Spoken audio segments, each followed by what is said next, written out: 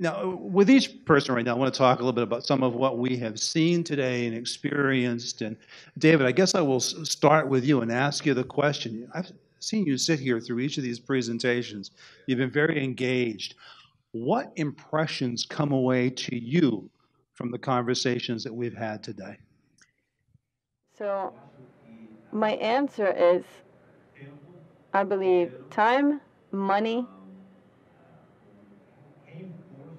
reinforcement of policies, internal policies, and international policies, and the partnerships between public and private. For those of us, so those of you who are sitting up All here, three of us. all three of you don't have your mics on.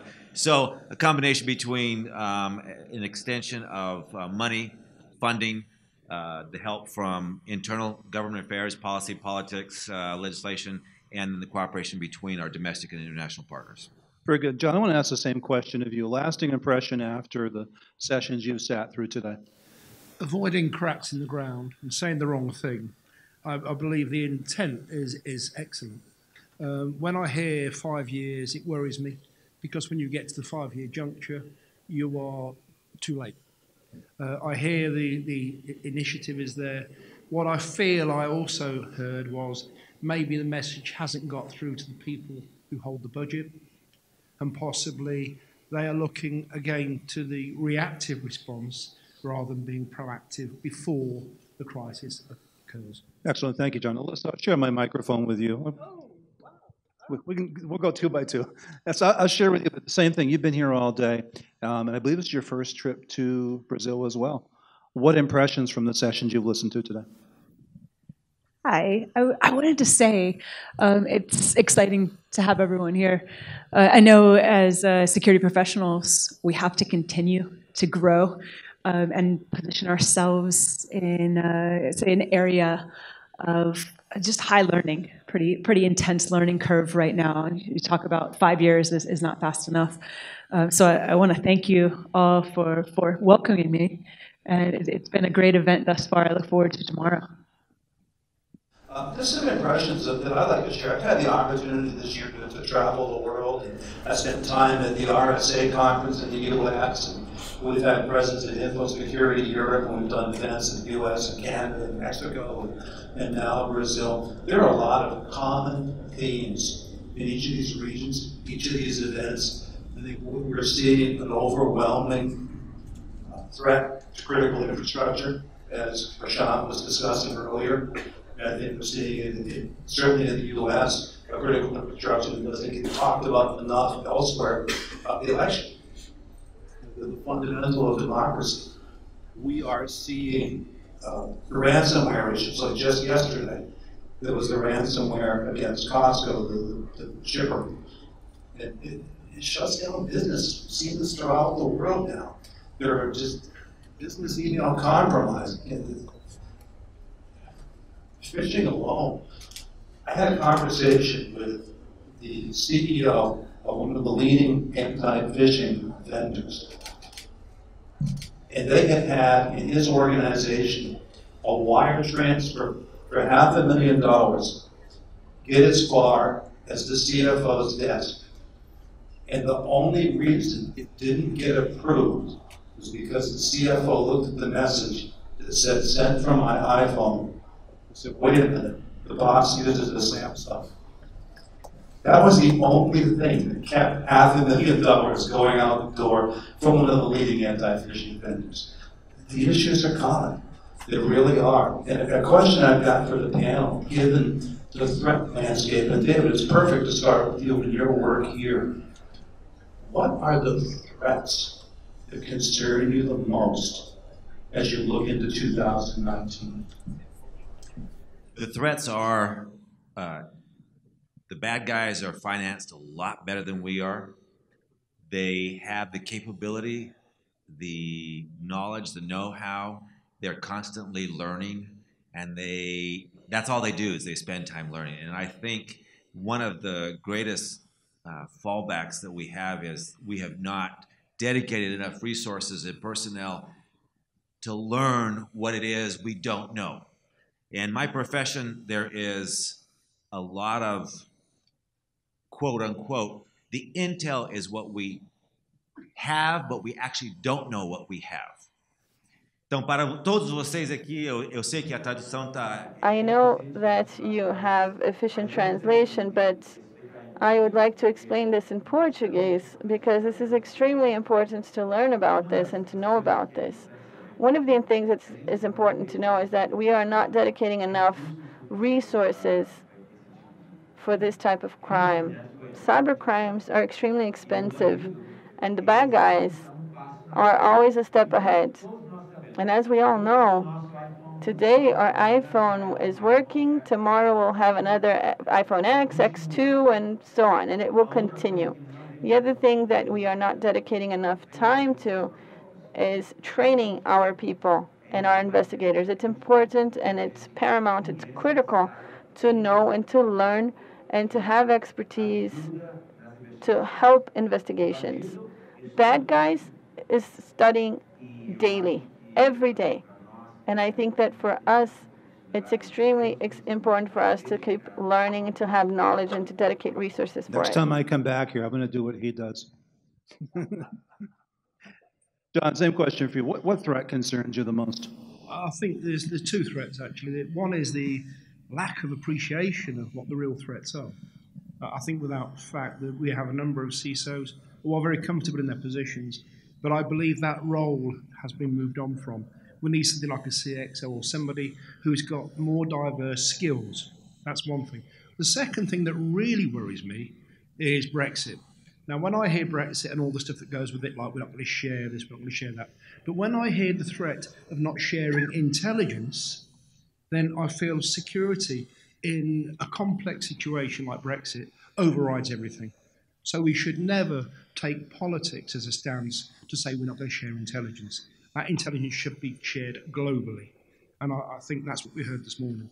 It's about sharing information. If we go into isolated silos and keep it to ourselves, then we are only playing into the hands of all the terrorist organizations. So, John, you just mentioned one of the biggest threats is that which we don't know. And yet, in the corporate environment, it seems that the things that we know we're unable to address. If we look at CIS controls, control number one is knowing the assets inside your environment. So figuring out what computers you actually have, what devices are on your network. This is beyond many companies. So I pitch to you. Would you agree then that it's what we know that we don't even have mastery of? Yeah, I'd agree there. And I think what we know in that instant, in that context, is we know we don't have an asset register, not only of assets, but of critical assets. So, if you try and protect all of your assets at the same level, you're spending a lot of money. If you can identify what you're spending your money on as the way of critical assets, what keeps the lights on in real time, then we'd save some money and see security. But unfortunately, when you come to ask, do you have an asset register for all your assets or your criticals, the answer tends to be, well, maybe, but it wants updating. It's 5 years old, or maybe we're going to do it next year. But it's not good enough. We need to know what we have. So we do need to know what we don't know. Well, listen, I agree with you as well. I've had a lot of opportunity in the last year to talk about privacy around the world with the advent of GDPR, with your own privacy legislation in Brazil, new privacy legislation in the US, and the one thing I've uncovered consistently is a data governance vacuum. Organizations consistently don't know what they have for data, who has access to it, how it's secured. You can't hope to understand what your organization knows with that kind of a data governance vacuum. I know we have crown jewel projects actively in corporations, and we say that we're making progress if we're at 20% of identifying our crown jewels, the most important sensitive data in our environments. Many companies are not yet there. I don't know whether your experience tells the same story. The experience is, yes, that is the same story. 20% is a very low number, obviously. And It's an unfortunate circumstance. But I really go back to what I had mentioned earlier. There are no quick fixes. This is a situation that is going to continually evolving. That problem is now 2 years old, let's say, a 2-year-old. And you know what 2-year-olds do? They run around rampant and they spill, break everything. As they mature, they become more intelligent. We too have to become more intelligent. Todos sabem que uma criança de 2 anos Everyone knows that a 2-year-old is running back and forth and destroys everything and breaking everything along the way. When this child grows up, the situation changes and we need to change with the situation as well. If we don't, we'll see many, many problems. Yeah, it's interesting that one of the main points in the Human Rights Act is every citizen has a right to privacy. That seems to be a little bit flaky, and it seems to be, in many ways, flouted by certain organisations with a big F. I know what the F stands for in my book. I know what they think it stands for. Is that okay?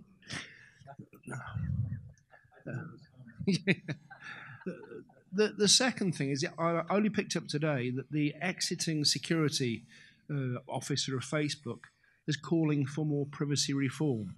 Now, I don't know what that reform is. I'm hoping it's to the benefit of the population, and I would think it is, given that he's exiting. So possibly there is a conflict of interest within Facebook. But what they've done in the last year, 2 years, and what's going on today with the penalties they've been given for breaching those privacy rights, it's the equivalent to me throwing my loose change on the table. For me, it just hasn't got a bite that's bitten Facebook. Well said. There's a point that hasn't come up today that I haven't heard, and that's the insider threat. And I spent a lot of time with Carnegie Mellon University's Insider Threat Center, and in the past 5 years, their research has shifted from focusing primarily on the malicious insider, the person who intends to do harm, intends to commit fraud or steal data from your organization, to the accidental insider, the person that gets taken advantage of by an external threat actor, or they make a mistake, and the mistake is so costly to your organization as to do harm.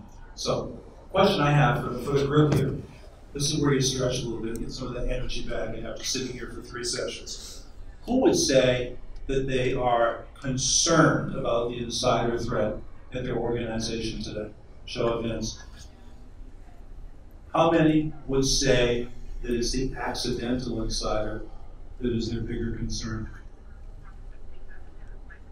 Good number of the hands. This is what I've seen consistently around the world as we've had this conversation, is more focus on the person that makes a mistake or gets taken advantage of. That's a question I have for the panel here. And I'll start with you, Alissa, because you've got some recent incident response experience. Has that been your experience as well with the insider threat? The accidental. I can think of a couple examples that I've recently encountered. My colleagues work in the field as well and do incident response. Are called into organizations when in times of need, and one that I find particularly interesting was all of the sudden we had better searching in SharePoint. SharePoint is amazing, right? Our ability to share files amongst teams, but when you have everyone permissions on your SharePoint folders, it's not of great consequence until you get a powerful search engine that can go through and identify all of the files in your organization and leaving them open to everyone. So I know that was within the organization, but we also had third-party consultants who now have access to all of our information. Another example is dedicated employees who want to forward their emails to their third-party email accounts. And I know that the intent is to work from home, perhaps, and just forward all of their work emails to their home accounts. But these are serious issues and speaks to the incidental or accidental insider threat. What have you all seen? What do you think? Ok, eu preciso levantar. He's I need standing to up. stand. I can't sit in this confining chair over here. Muito bom. What is the situation with accidental events or purposefully, willfully event? We in the FBI have a lot of concern. We spend a lot of money.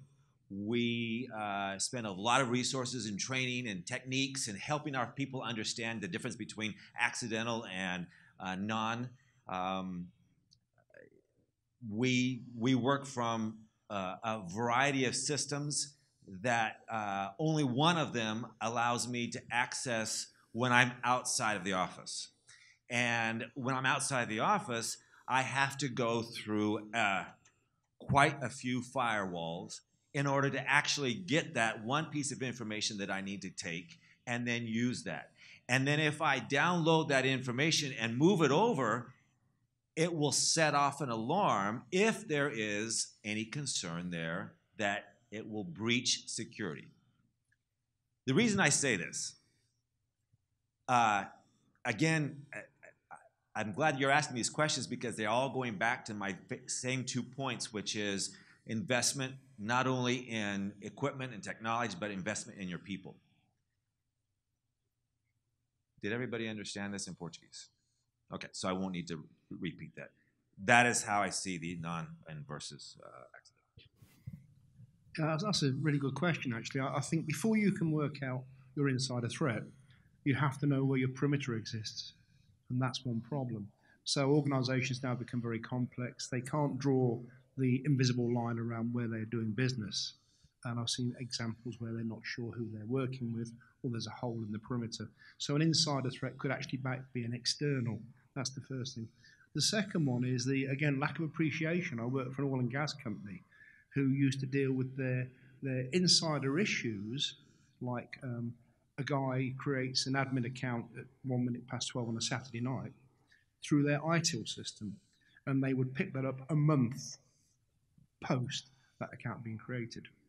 And by the time they closed that account down, another one was recreated. So we have, again, they were very focused on governance compliance, but did not have the focus on security. Now, unfortunately for the organization I work for, I had to walk out the door. And when I left the door, I had to tell the exec what was going on. And unfortunate for the people who were working there, they're now working somewhere else. Yeah, I know I've got additional questions here for the group, but I promise you folks will get a chance to as well. We've got, I'm not going to say decades, we've got years of cybersecurity experience up on stage here. Yes, we've got some of the smartest people, some of the smartest people in the world when it comes to this. Who has a question for this group? Anybody? I'll bring the microphone right to you. Yes, over here. Good afternoon to all. One thing that you talked at the beginning of the speech, you said the bandits, while you are working, the bandits are researching. So what do you think if the industry invests some money just for people to research security inside it, and after all they share this knowledge that what they discover to the rest of the industry to get to improve the security overall? I don't know if it's clear my questions. So you're saying research. The researchers go on. I mean, there are two levels here. It's the expectation of organizations who have a resource to expect somebody else to do what they should be doing themselves, firstly. Secondly, that research does exist in a wide parameter of formats every single day. What I'm saying is organizations are being, I think I've got back to the lazy word, being lazy and not seeing the actual threat and not taking proactive steps. And this is the problem, proactive steps. How are we dealing with it before it happens? That does not occur. It's, hey, we've had an issue, how are we going to respond to it? And we've become very responsive to accepting what's going to happen and then deal with it after the fact. Thank you very much for your question. Raphael, he deserves a jacket. Just saying. We will be giving out a jacket, yes. I'm saying if there's an extra one, someone deserves one. I've got a question here for the group here. I asked you about the threats that concern you the most. You're all wise about security controls and technology and projects and processes. Are there strategies or solutions that encourage you? David, I'll start with you.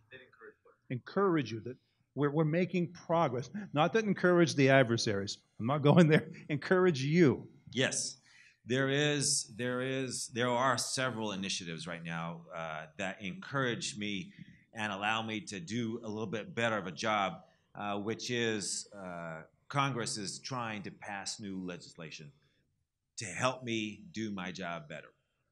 And the second thing is that until that legislation is passed and until we can actually use something that's on the books to incriminate, to find somebody culpable of a cyber crime, there's always the shame game. So if we identify hackers, if we identify groups, we have tried, and successfully in the past with some groups, to actually divulge their names, this is all legal, so that they are no longer John Doe. They are no longer a John Smith organization because now the world knows they're a hacker organization. So those are the two things that give me a little bit of hope there. I think some proactive things that are taking place. So GDPR, is it proactive? No, not really. I don't believe it's going to work, my personal opinion. But what I am seeing is, I don't know if you'll recall State Bill 1386 that came out of California some years ago, looking at Californian privacy. Well, California have gone one step further, and now we're looking at the Californian Privacy Act law, which is to be implemented by January 2020. Now that is GDPR on steroids.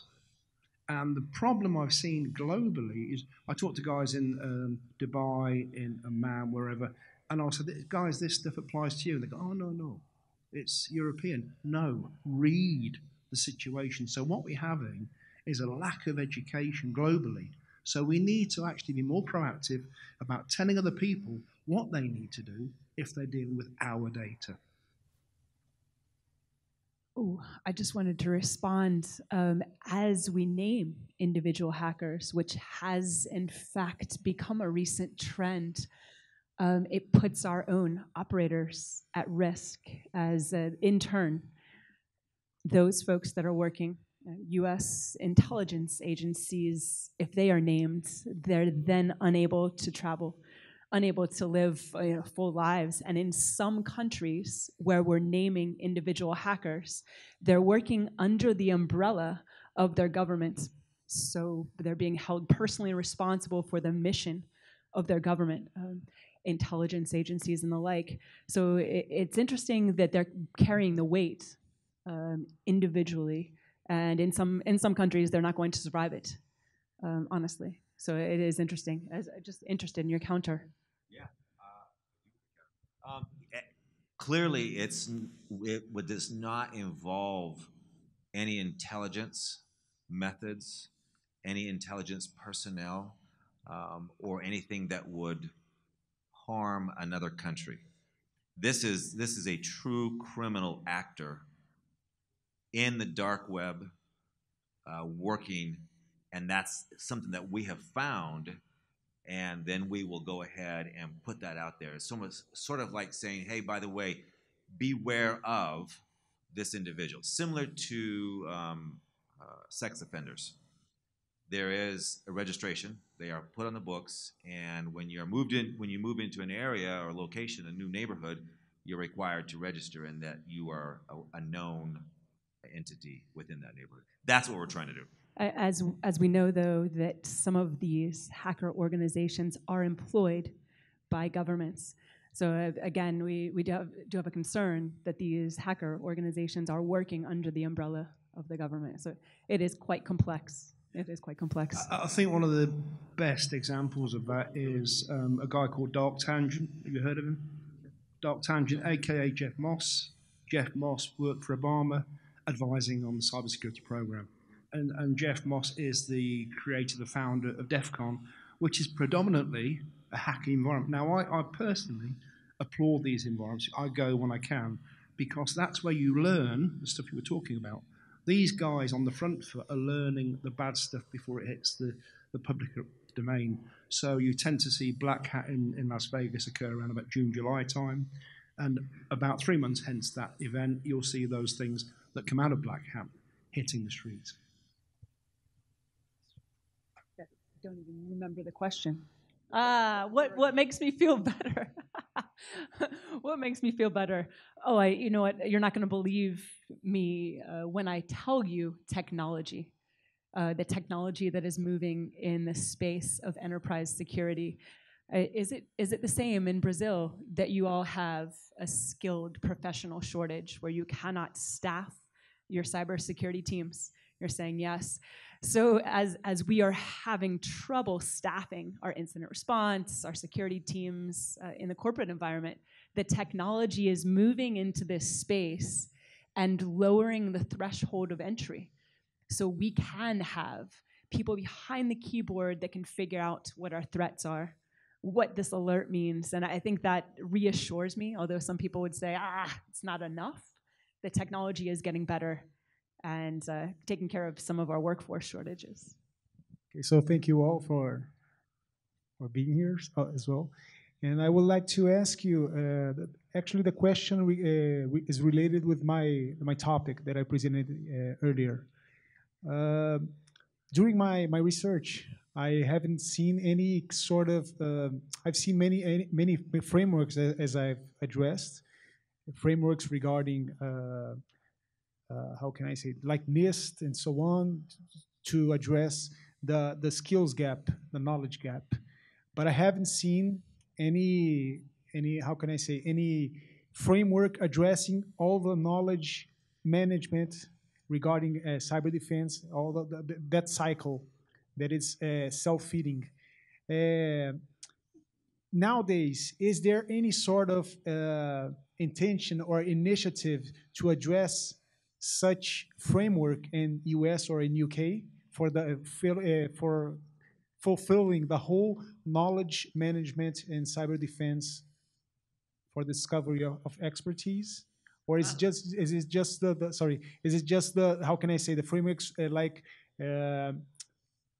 presenting the suggesting which are the paths and so on, but do you have any sort of initiative nowadays to address the whole life cycle? So I was going to say, did you purposely keep the most critical and complex question for last? Well, you had the microphone. I think there is a number of things that shoot out that question. The first thing is frameworks. So frameworks can be effective, but frameworks are also very useful to hang your coat on. So people evolve frameworks and they populate them through the business, but they don't actually follow them. The other thing is about the evolution of a cyber professional who can provide adequate services to the organization. You can't create these people. I mean, it's like the hackers. Sadly, they're born out of the, it's the internet or water. I'll take the internet. And they've got the pure hunger to do this stuff. And I think there's three things in a profession we try to get them, even before we get to a framework. And that is their interest, their skill, but above all, their eagerness to learn. I just put a thing out this week on the app for the ISMG. CEOs were asked what they preferred in their organisation, and 62% said they wanted skills and people who are willing to learn, and 2% said certifications. That doesn't actually answer your question, I know. 2%? 2%. 2%. Certifications. I'm sorry, guys, you're out of business. But the point being, these frameworks do exist in many forms, and I'm afraid when I look at things like the certification system, there are some good ones from robust bodies, but this week I saw a GDPR certification. I thought, how many can you have? How many can you afford? So there is a need for a framework and possibly a consultation across international borders to agree what that framework should look like, if that answers the question. I would be interested to hear what you have to say on this one. Yes. Okay. So from an investigative perspective from a cop's point of view. There is, like I mentioned earlier, an informal process. And this informal process is one that collects a lot of intel, manages a lot of ideas and thoughts and concepts. And we've been known in the past to stovepipe that information. We've been known in the past to be unwilling to share because we're overly protective of what we have and we don't want to give it to someone else. I'm not going to talk on the grand scheme of things, but I will say that from one cop to another, I think there's a lot of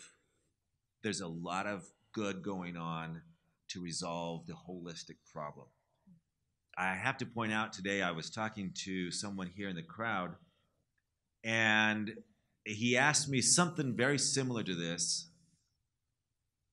question, and I didn't have an answer for it, holistically, politically wise, policy wise. And then he gave me an answer. He said, well, what do you think about X, Y? And I said, how'd you come up with that? His answer was, in talking to his colleagues at work, people on the ground level, somebody who wants to make a difference. And that's where it begins, and that's where a lot of it happens. And so that's why I say, from a cop's perspective, it's a lot of that interagency camaraderie from one cop to another. Hey, I had this idea. Why don't we try to work this one out? If we wait for a politician, or if we wait for a strategy, or if we wait for something else to happen, it will never happen. Well, I shouldn't say never, because you don't say never ever. But it will be a very long time, whereas between one cop and the other, between one citizen and the other, a lot can be done. So I'll leave it at the very local, low-down level. So, I think it came back to this morning, the general, lieutenant general, colonel, he said collaboration, and that is actually what it comes down to. Oh, so how do we grow a workforce? How do we train up a workforce? I know that certain, say, branches of the military in the U.S.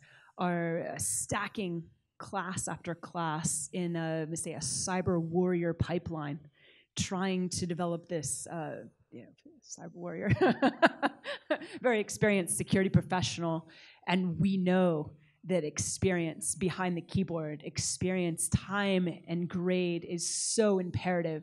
You cannot expect to solve the workforce issue with just class after class. It is a mix of this work.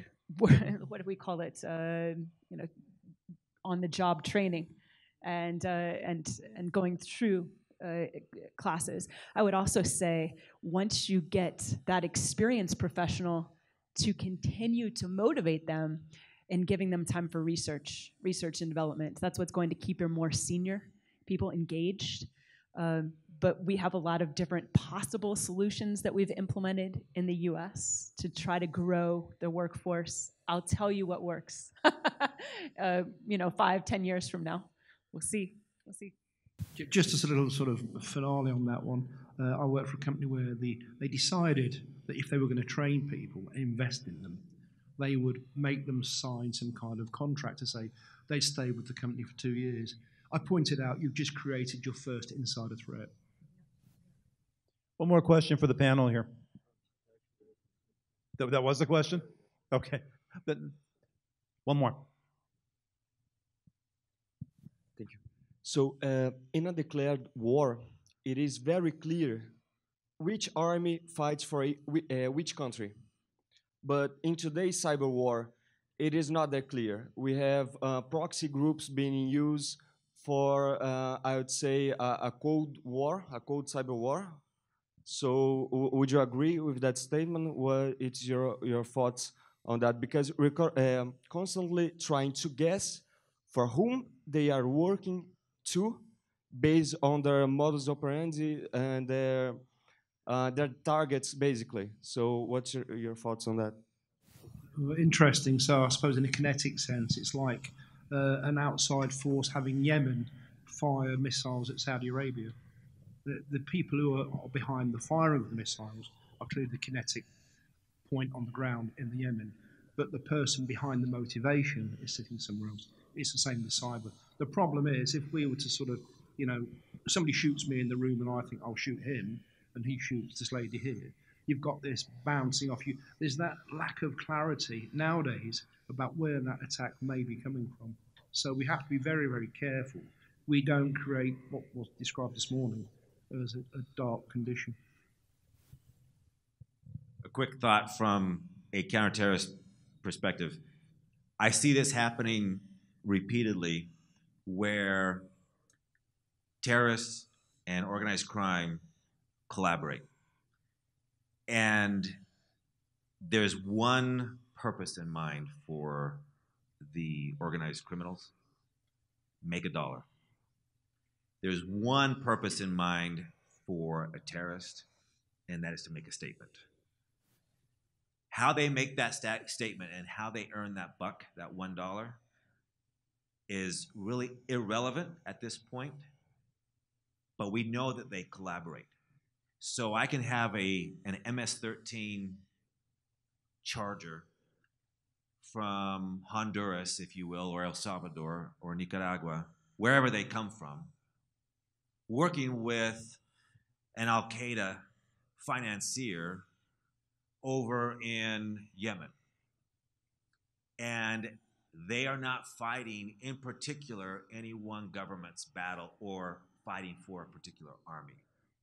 They're fighting for an ideal, a motive that they personally believe in or that their organization believes in. Well said. David, are you going to be here tomorrow? Yeah.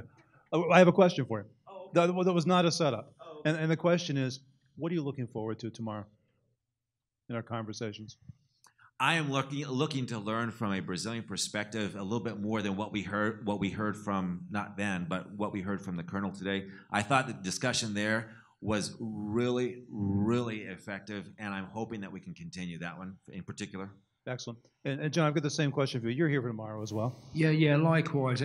Today was enlightening. It's nice to see a country getting involved. Admitted maybe late in the game, but they're getting involved and they're showing their enthusiasm to actually counter the global threat, and they're recognizing the position. Alissa, I'd love to have you give us just a little preview of what you're going to talk about tomorrow afternoon. All right, so tomorrow, Raphael is laughing at me. Tomorrow is going to be a forensics perspective. So if you find yourself behind the keyboard doing endpoints investigations, does anyone do endpoint? You did. Oh, that's right. I did hear you mention a little bit about this today. So we're going to be discussing the artifacts left behind by malware, the artifacts left behind by the adversary on the system, that which we can use to tell the story, mission, lateral movement, all of these exciting things. That's what my presentation is going to be focused on. So, thank you. Yeah, we like hearing that. Great. I want to bring Raphael up here in a moment, but before I do, I want to thank our panelists up here. David, John, Alissa, thank you so much.